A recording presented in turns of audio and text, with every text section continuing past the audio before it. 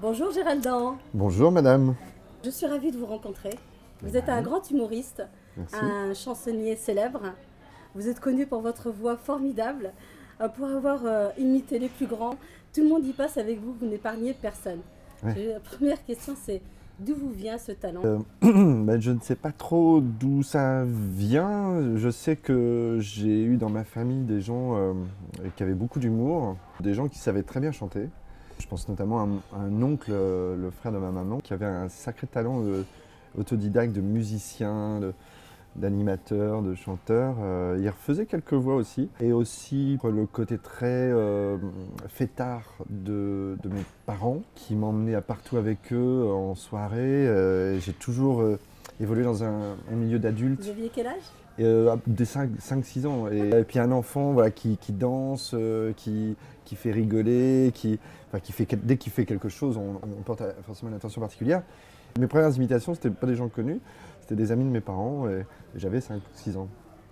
Et je crois que votre plus gros canular c'était au collège déjà, hein, il me semble. Ouais, voilà, c'est ça. C'est plus qu'un canular, c'était même quelque chose qui a failli m'envoyer en maison de correction. C'était une blague où j'ai relevé un défi d'un camarade de classe et je me suis fait passer pour un terroriste, un des frères Abdallah qui sévissait à l'époque sur les attentats à Paris. J'ai dit à sa grand-mère que ça allait péter sévère dans le quartier. Et ce que j'ignorais, c'est qu'elle habitait en dessous le siège du RPR local. Et donc ils ont pris la menace très au sérieux, ils ont fait évacuer la moitié de la ville. Vous aviez quel âge quand vous 12 ans. 12 ans. Et non mais je faisais beaucoup de bêtises quand j'étais petit, je me faisais passer pour Vous un... n'avez pas été puni là à ce moment-là. Si, bien sûr, mais ça m'a jamais empêché de recommencer. Je me faisais passer pour un enfant anglais qui était perdu, les gens me ramenaient au commissariat. C'est pour ça que quand je suis arrivé au commissariat, ils me connaissaient déjà en fait. J'étais pas, comme on dit, inconnu des Oh mon services. Dieu. Mm. Tout le monde vous connaît aujourd'hui hein, pour Ouais, vos canulars téléphoniques. ouais. Vous en avez fait plus de 500. On en a diffusé réellement que 150. Et la plupart des canulars ne sont pas diffusables parce que les gens se confient trop. Et en fait, Ah, j'ai des petits dossiers des choses confidentielles qui sont trop confidentiels. Voilà. au, Beaucoup ont été au censurés. canular. Ouais. Il y a beaucoup de personnalités qui savent que je les ai piégés et qui me remercient de ne pas les diffuser. Et je pense que c'est la raison pour laquelle j'ai jamais eu de problème plus que ça. En fait, on m'a laissé continuer parce que les gens savent que Vous avez des dossiers. que j'ai deux dossiers et que voilà, j'ai une conscience, d'abord, j'ai une éthique et une déontologie, et puis voilà, un sens des responsabilités. Donc je ne vais pas diffuser n'importe quoi. Voilà. Je ne vais pas faire trop de mal aux gens, c'est pas mon but. Et les gens, on peut pas avoir les noms par hasard. Bah, à peu près toute la classe politique qui existe. Au départ, Vous c'était avez très des... potache. Et Ouais. puis, d'ailleurs, je piégeais pas d'hommes politiques au départ. Et puis, de fil en aiguille, en vieillissant, en fait, on commence à prendre une conscience politique. Et puis, on se dit, j'ai une certaine forme, pas de pouvoir, mais un petit peu, quoi. Donc, on se dit, tiens, est-ce que je peux pas m'en servir un peu? Et puis, on se prend au jeu. Et ça devient très vite un engrenage et une surenchère. Et dès qu'on a commencé à piéger un Premier ministre, là, la barre est très haute. Quand les services de renseignement vous rendent visite, on se dit ok d'accord, Comment on là, piège un Premier ministre? Parce que c'est quand même assez fort. la première Faut, fois que j'ai piégé un Premier ministre, c'était quand et c'était c'était Jean-Pierre qui? Raffarin Ouais. j'ai appelé le standard. Direct. J'ai eu un coup de bol énorme. Je me suis fait passer pour Philippe Douste-Blazy et je dis bonjour, Ah, c'est le c'est fameux. Philippe Douste-Blazy au téléphone. Il me dit ah bonjour Philippe, comment ça va? J'étais au standard. J'aimerais parler à Jean-Pierre.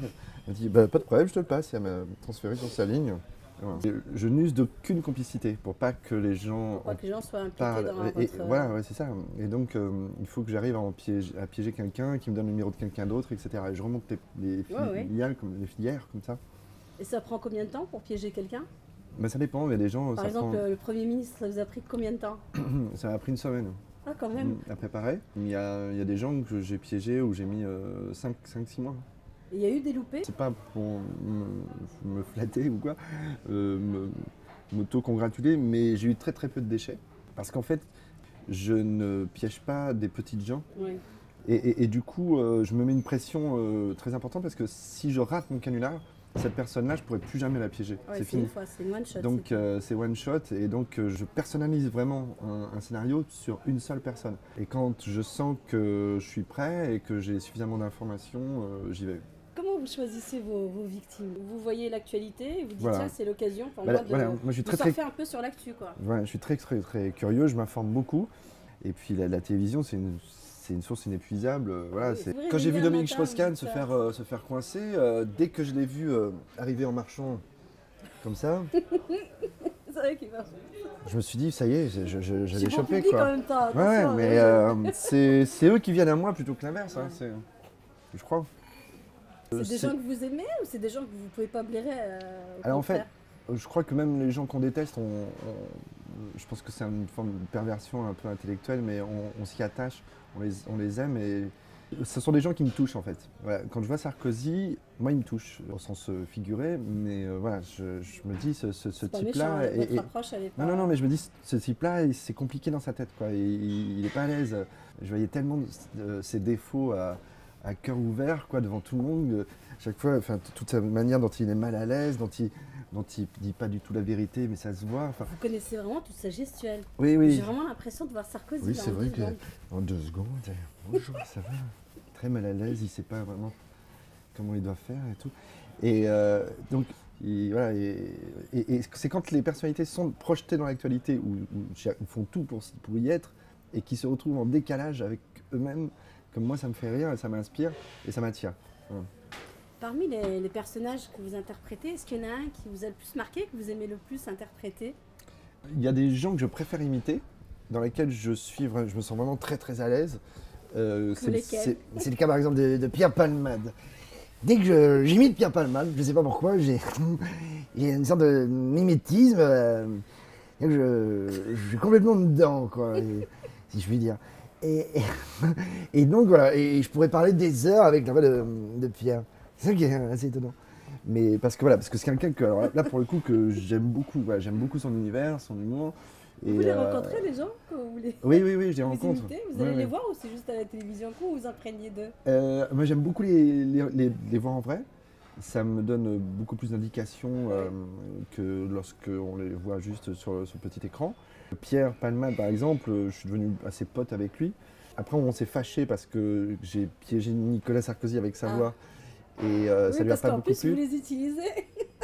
C'est pas ça. cool ça. Non, donc ça il a pas aimé. Et puis on s'est réconciliés depuis. Mais voilà. Mais voilà, c'est... Et contrairement, est-ce qu'il y a des personnages que vous affectionnez que vous n'avez jamais osé imiter? Alors il y en a que je n'ai jamais réussi à faire et que j'adore, genre Barry White ou des gens comme ça. Mais, Et dans la classe politique, est-ce qu'il y a des gens, par exemple la famille Le Pen, si je vous dis le père, la fille ou la petite fille, est-ce qu'il y a un des trois que vous pouvez il y imiter? a un côté Star Wars chez Le Pen. C'est je suis ton père, quoi. Il faut Faut le tuer faire le avec la père. voix, faut le faire avec la C'est-à-dire que voix. n'est-ce pas, eh bien sans vouloir, sans vouloir Je suis ton père. m'immiscer dans un complot judéo-maghrébino politico-arabe, je dirais, n'est-ce pas, je suis ton père. Et voilà.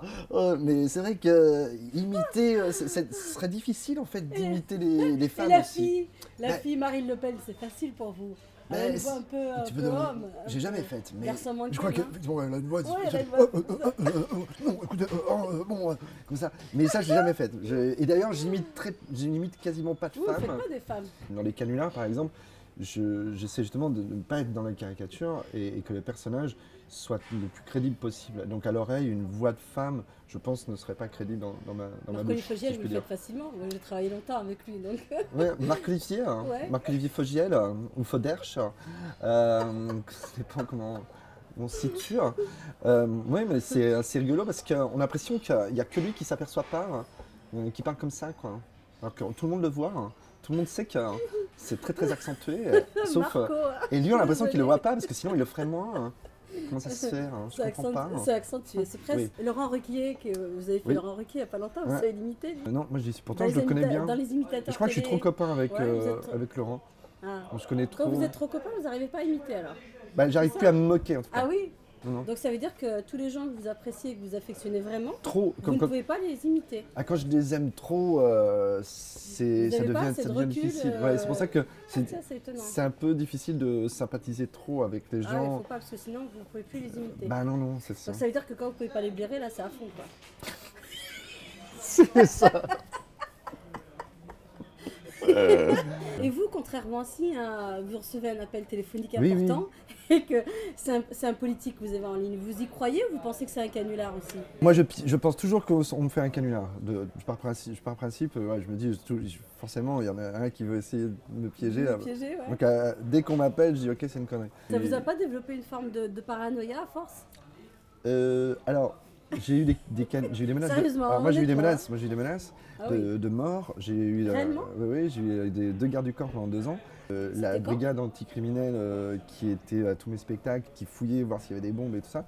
Donc, c'était après avoir piégé justement Jean-Pierre Raffarin. Donc, et c'est d'ailleurs ce qui m'a un petit peu ralenti. J'ai un peu commencé à lever le pied sur certains canulars à ce moment-là. Vous avez eu peur? Ouais, j'ai eu peur, ouais, vraiment. Hein. Mais après, c'est plus fort que moi, ça m'a repris. J'ai recommencé. Vous êtes diabolique. Est-ce que vous avez eu en dehors des conséquences graves que vous avez eues, est-ce que vous avez eu des représailles, des vraies représailles? J'ai eu 3 contrôles fiscaux en tout. À chaque fois avec des gouvernements différents et de bords différents. Donc comme quoi, ouais, gauche ou droite. Les gens sont très sympas avec vous dans la politique quand ils ne sont pas au pouvoir. Quand ils arrivent au pouvoir, c'est plus pareil du tout. Voilà. Oui. Et le troisième contrôle fiscal que j'ai eu, c'est assez récent. La personne a été très claire. Là, par contre, m'a dit voilà, c'est purement politique et on va tout faire pour trouver. Vous aimez bien celui-là. Voilà, pour trouver une faille ou quelque chose. Et de toute façon, vous aurez forcément un truc à payer. Vous en êtes déjà pris à François Hollande? Non, justement, parce que je le connais très très bien et je crois que j'ai pas encore osé le piéger. Par contre, sur scène, j'ai pas hésité à lui en mettre une grosse tartine. Et voilà, et depuis surtout que je trouve que c'est un modèle parfait pour les lunettes. C'est quelqu'un qui change de lunettes souvent. Il change d'ailleurs plus de lunettes que de politique. Pour revenir à vos canulars, quand vous faites des gros coups comme ça, est-ce que vous les utilisez pour votre vie privée? Il m'est arrivé assez souvent d'utiliser des canulars pour obtenir des choses, j'avoue. À l'époque, Pierre Richard et Philippe Risoli avaient acheté un restaurant ensemble. J'étais avec des copains, j'ai appelé le resto. Je dis oui bonjour, c'est Philippe Risoli au téléphone. On dit ah salut Philippe, il pensait que c'était le patron quoi. J'ai une tablée qui va arriver, hein, c'est Gérald Dahan. Il est avec plein de copains, bon, tout est pour moi, hein, la note est pour moi. Merci, au revoir. Enfin, je raccroche et j'ai dit à mes potes, on va dans tel resto, on va rien payer. On s'est régalé. Et au moment de payer la note, j'ai dit voilà, combien je vous dois? Il dit c'est offert par la direction. Est-ce qu'il y a des personnes que vous avez piégées qui vous en veulent vraiment encore aujourd'hui? Oui, Ségolène Royal. Hein. Ségolène Royal m'en veut à vie. Elle l'a écrit dans son bouquin, m'a consacré 2 pages. Waouh! Elle a considéré même que j'étais presque un traître parce qu'elle était venue voir mes spectacles. Et je me suis retrouvé en face d'elle dans un TGV. C'était assez absurde, mais on était face à face. Oh la vache! Et là, elle vous a fait quoi? Elle m'a pas adressé la parole et je lui ai envoyé un SMS en lui disant vous allez me faire la gueule tout le reste de votre vie. Ouais. Elle m'a répondu par SMS laissez-moi tranquille exactement. Ouais. J'ai envoyé un SMS à son fils Thomas que je connais et je lui ai dit voilà ce que ta mère vient de me répondre alors que je suis assis en face dans un TGV. Oh là là. Ouais. J'ai envoyé un SMS à sa mère donc elle était devant moi, je voyais le truc en direct. En live. Pof, elle était comme ça, elle a répondu à un truc. Donc c'était absurde, on aurait dit un film muet quoi. Ouais. Et je reçois le truc et son fils me dit voilà ce qu'elle m'a répondu. Elle a dit laissez-moi tranquille tous les deux. Donc elle m'en veut. C'est mort, même pas en passant par son fils, c'est mort. Quand on est arrivé sur Paris, Ségolène Royal s'est levée, elle est partie, je me lève et je vois elle avait oublié son téléphone portable sur le siège. C'était assez tentant de le garder. Je l'ai couru après elle sur le quai en disant Ségolène, elle m'a dit laissez-moi tranquille. C'est un vrai film. C'était un film. Et je dis mais non mais vous avez oublié votre téléphone. Donc elle est revenue, elle a pris le téléphone et je lui ai dit décidément le téléphone entre nous ça restera toujours un problème. Et voilà, et elle a tourné les talons, elle m'a même pas remercié, rien. Donc elle m'en veut. Oh là là, elle m'en veut. Ouais. Il y a d'autres gens comme ça Nadine Morano m'en veut beaucoup. Elle pense vraiment qu'elle a perdu les élections à cause de mon canular. Il y a une autre personne pour dire qu'il n'y a pas que des femmes qui m'en veulent. Il y a Dovatia qui m'en veut énormément. Ah ouais, lorsque je l'avais piégé avec la voix de Patrick Bruel, en lui demandant exactement si on pouvait... qui allait gagner en fait la nouvelle star à l'avance. Et il m'avait dit que ce serait Christophe William. et qu'ils influençaient les votes, ils faisaient un peu ce qu'ils voulaient. C'était pour essayer de lui placer des chansons. On a beaucoup voulu, il a même dit que s'il me croisait dans Paris et qu'il était en voiture, Vous écraserez. et il ne freinerait pas. Oh, Mais on a essayé de se... Enfin moi j'ai fait quelques pas vers lui pour essayer de se réconcilier, mais il ne l'a pas souhaité. Et il m'a même traité d'antisémite, ce qui est quand même un comble venant de ma part. mais oui. Est-ce que vous avez des regrets, des remords ou pas du tout? Ben, Ségolène, elle m'en veut tellement que... Si, moi ça me touche. Hein, Elle est vraiment touchée dans son orgueil. Ouais. Et moi ça me dérange parce que c'est quelqu'un que j'aimais bien en plus. Ouais. À la base. Vous vous êtes dit, je suis allée trop loin. Et bah, certainement, parce que pour qu'elle m'en veuille autant, je me dis ça l'a touchée personnellement, je pense, à peut-être un moment où elle était peut-être plus fragile aussi, ou plus sensible. Mais bon, elle était quand même candidate à l'élection présidentielle. Je veux dire, quand on se présente à une élection de cet ordre-là, il faut s'attendre quand même à des choses même publiques. Oui, et puis beaucoup plus violentes. Vous pensez que vous avez une influence au niveau politique quand vous faites ce genre d'imposture? Mais en fait, je pense pas que ça influence tant que ça. C'est-à-dire que quand on les imite, c'est ce qui se passe, ça les rend sympathiques. Oui, voilà. Les canulars, c'est différent parce que les canulars, c'est eux qui parlent. C'est pas une imitation. Enfin, moi, je fais une imitation, mais eux, c'est vraiment leurs propos à eux. Donc, on apprend des choses. Donc là, bon, évidemment, le scénario est rigolo, mais en plus, il y a un deuxième niveau de lecture en filigrane du canular, c'est qu'on se dit, ok, lui c'est un pourri, lui c'est un mec bien, etc. etc. Donc c'est vrai que là, il y a une vraie incidence politique. Ça va très très loin en termes d'image. C'est vrai qu'en général, c'est d'ailleurs pour ça que je le fais, les canulars, au-delà du rire, ça sert aussi à mettre en lumière ce qu'eux essaient de cacher. Et donc voilà, après, c'est pas de ma faute s'ils sont des menteurs. Hein. Vous pensez que vous pouvez rendre aussi service, on en riait tout à l'heure, mais vous pensez que ça peut rendre service à la nation? Que vous puissiez dévoiler certaines choses? Je sais pas, mais en tout cas, quand j'ai piégé l'équipe de France, avec la voix de Chirac, je leur ai fait chanter la Marseillaise. Ils l'avaient jamais fait tous ensemble, comme ça, en mettant la main sur le cœur. Ça, ils l'ont fait qu'une seule fois dans toute l'histoire du football. D'abord, j'ai piégé Domenech. Et j'ai demandé avec la voix de Chirac de sélectionner Lilian Thuram, qui n'était pas prévu, qui était blessé. Ah, c'est énorme. Et Thuram, il l'a mis dans l'équipe grâce à vous, parce que c'est vous qui... Et c'est Thuram qui a fait la passe à Wiltord, qui a passé à Henry, et qui était au départ de l'action. Et c'est comme ça qu'il y a eu 1-0. Et c'est le seul but de la rencontre. Et c'est grâce à ce but, parce que c'était le dernier match comptant pour la qualification de la Coupe du Monde, qui sont allés à la Coupe du Monde en 2006. Ouais.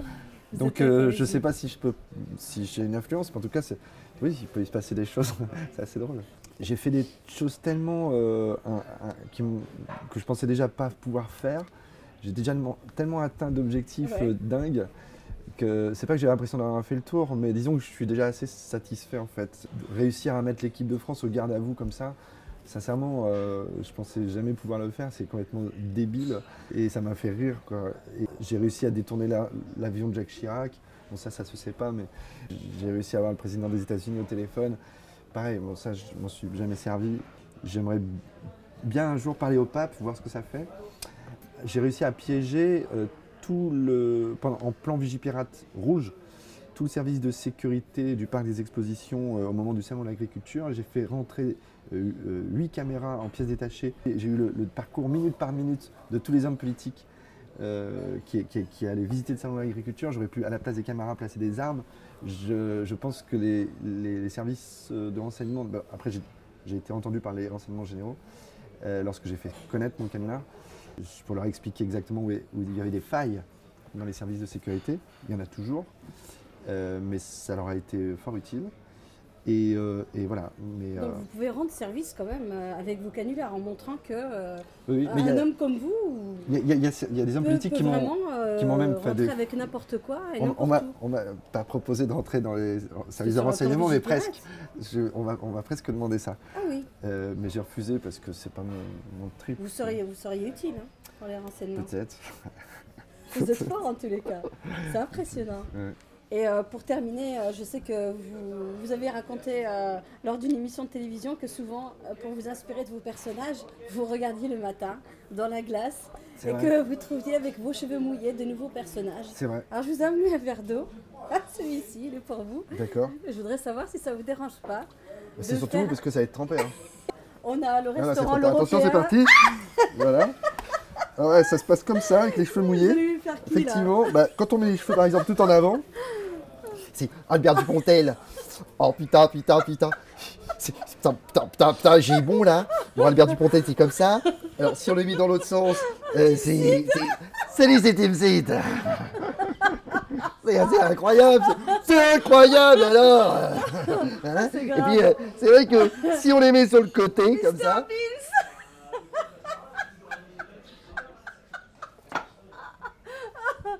voilà. Et alors, tous les matins, j'en cherche en sortant de la douche.